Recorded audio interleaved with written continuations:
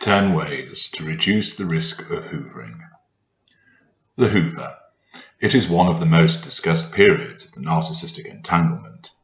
I am referring to it in the traditional sense, namely the 3 post-discard escape Hoovers, although, as you will be aware from my works, there are many other Hoovers throughout the interaction between us and you. There are most likely 2 reasons for the post-disengagement or post-escape Hoover being a prime topic of discussion. First, by the time that you have worked out what you are dealing with, you will have already experienced the seduction, devaluation, and disengagement. The post-disengagement, post-escape Hoover is what is occupying you now because it may have happened recently, is ongoing, or you anticipate it happening. The second reason that it is a prime topic of discussion is that the possibility of ongoing interaction with us continues to fascinate you, and thus the post-disengagement, post-escape Hoover becomes the focus of much of your attention. I have explained in other work that if the initial grand Hoover has taken place and failed, this Hoover is generated by you seeking to escape, then you will face follow-up Hoovers thereafter of a benign and or malign nature. Their catalyst is whether you cause a Hoover trigger by entering our spheres of influence through something you have done, spheres 1 to 5, or the fact that you have just entered our mind for some reason, sphere number 6. If you have entered a sphere of influence, there is always a consideration that a Hoover could be affected, and that depends upon whether the Hoover execution criteria are met. The Hoover execution criteria are a number of factors which differ dependent upon when the Hoover trigger takes place, and those factors vary in number and applicability. However, understanding what some of those criteria are, and moreover, you exerting control over those criteria, or at least understanding what they are, will go a long way to enabling you to reduce the risk of being hoovered following disengagement or your escape. So, what are the 10 ways that you can look at reducing the risk of being hoovered? Number 1, your whereabouts. If we do not know where to find you so that we can appear face to face and look to garner some excellent proximate fuel by turning up at your home, your work, or somewhere else you frequent, this naturally poses a considerable problem to us. A greater narcissist will apply some effort to ascertaining your whereabouts. A lesser is unlikely to bother at all. Accordingly, as part of building your no-contact defenses, the necessity of changing where you can be physically found not only pays dividends in commencing no contact, but thereafter in affecting the likelihood of a later Hoover. Number 2, your accessibility. In a similar vein, we need to be able to contact you to Hoover you, for instance, electronically, through social media, through a text message, or by telephone. If we do not have a physical place to either attend, drive past, leave a note, or send a gift, then we will invariably look to access you through electronic means. If we know your telephone number, we are far, far more likely to Hoover. Or if we have a means of contacting you through an app or on social media, we are far, far more likely to Hoover. Therefore, you need to effect a media blackout. You need to change your telephone number. You need to block us on social media, and even better, come off social media altogether. And if you manage to do so and sustain this raises the Hoover bar and makes the likelihood of a Hoover less likely. Number 3, the gullibility of friends and family. We may have a lieutenant in your ranks already. If so, the prospects of being hoovered are increased, as we will have them lined up to leak to us where we can find you and how we can contact you. Even if there is no lieutenant, if there is the prospect for a Hoover, we, or alternatively a recruited lieutenant, will approach people in your camp to gather this information. It is often done under a separate auspice. There may be an emergency. Some post has arrived that we need to pass on. There is something confidential to relate to you. And if your family and friends have been trusted with contact information with regard to you, their susceptibility and likelihood of releasing this information is crucial. Bear in mind, several months may have passed, and if the lieutenant approaches your parents or a friend they may not be alert to what this is, namely the gathering of information to allow us to then hoover you. If those who have your contact information remain impregnable, then you are cutting off a further conduit and maintaining your no contact defense. Accordingly, consider very carefully who you provide information about your whereabouts, your telephone number, email address to, and also consider the risk that that may be passed on. Number 4, happy and contented. If you are demonstrating, to the outside world at least, that you are happy and contented, then this will affect the likelihood of a Hoover. Generally speaking, we expect you to still be pining for us and miserable. This is regarded as a condition which is fertile ground for a successful Hoover. If we are aware that you are moving forward, that you rarely mention us, that you appear generally happy and content, then the lesser and mid-range of our kind will be less likely to attempt to Hoover.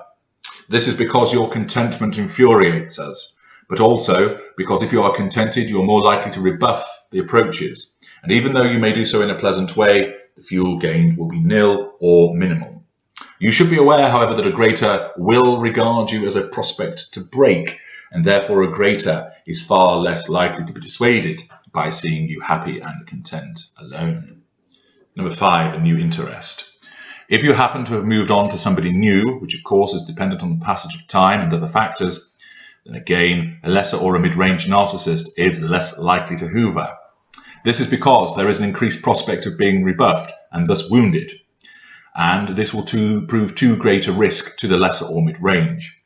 Having been wounded already by knowing that you are with somebody new, then a lesser or mid-range are likely to regard the Hoover as too risky. They want you to be holding a torch for them, pining for them, and therefore there is the prospect of no fuel and further wounding. This, again, however, does not apply to the greater narcissist. We are more likely to apply a malign follow-up Hoover and lash out at you and your new partner in order to cause trouble between you and to draw fuel from two sources. Number 6, your fuel potential. You will have been an excellent source of fuel at some point. That is why you were chosen and ensnared, but then that changed. The reason Hoover fuel is so potent is that you will have recovered to some extent from what has happened to you. You will want to see us or be relieved that we have come back for you. Not always, but often.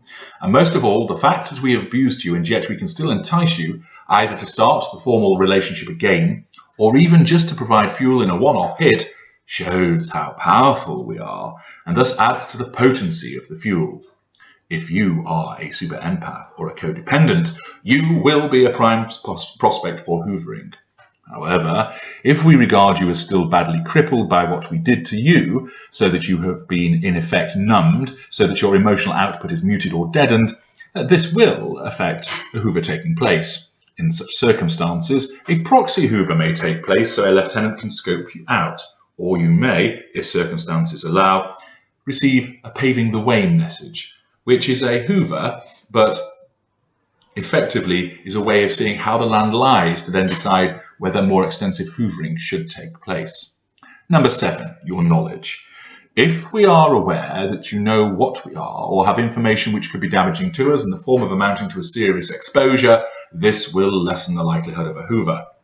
Whilst a lesser or mid-range narcissist has no awareness of what they are, if with a lesser you do know what they are and you keep making mention of it and adapting your behaviour accordingly, he or she will at least recognise instinctively there is little fuel to be gained and there is a risk of wounding. Similarly, a mid-range will realise that there is something off with the situation and will think very carefully before being exposed to less fuel and or wounding.